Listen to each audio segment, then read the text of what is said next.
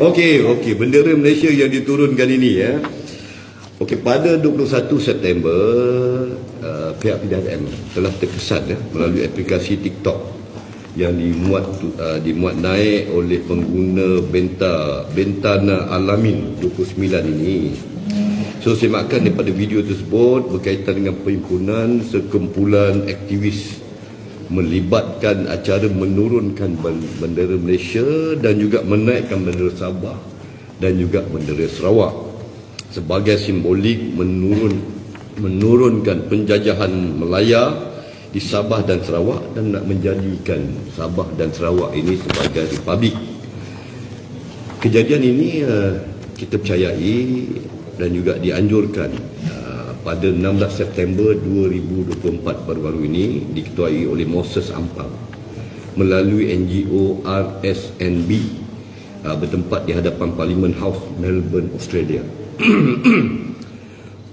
Video ini telah dimuat naik pada 20 September 2024 dan telah menerima sehingga 4,142 reaksi pelbagai serta 2,846 komen yang menuntut siasatan oleh pihak polis. So setakat ini sejumlah 35 laporan polis telah pun diterima. Sebanyak 34 laporan polis dibuat di Sabah dan juga di wilayah Persekutuan ada 1 laporan polis dan 1 lagi di Kuala Lumpur. So pihak unit siasatan jenayah terkeras di 5 DFJ di bawah Datuk Sri Suhaili telah pun menyiasat dan kita siasat di bawah Seksyen 41 Akta Sultan 1948, Seksyen 505B Kanun Keseksaan dan juga Seksyen 233 Akta Komunikasi dan juga Multimedia. Siasatan kita juga atas semakan pemilik kita ini dan juga rekod yang ada semakan atas pemilik ini kita dapati dia adalah seorang warga Malaysia yang beralamat di Sabah.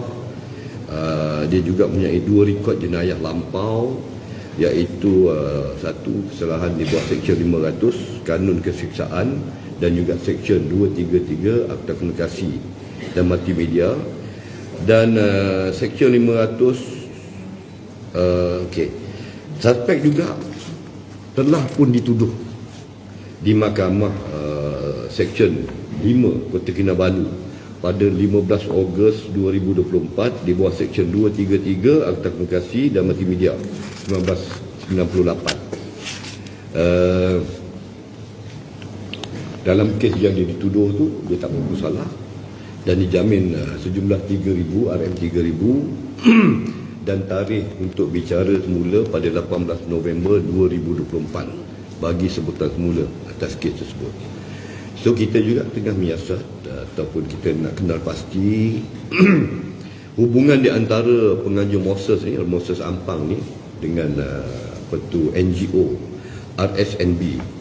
Apakah hubungan di antara itu?